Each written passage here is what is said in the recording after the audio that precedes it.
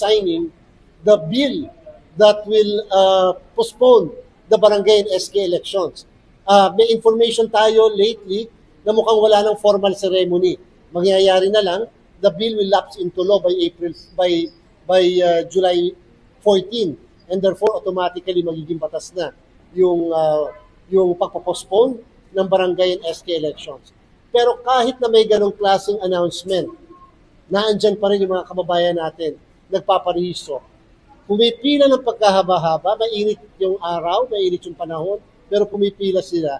And therefore, something is really miraculous sa bagay na yan on a nationwide basis.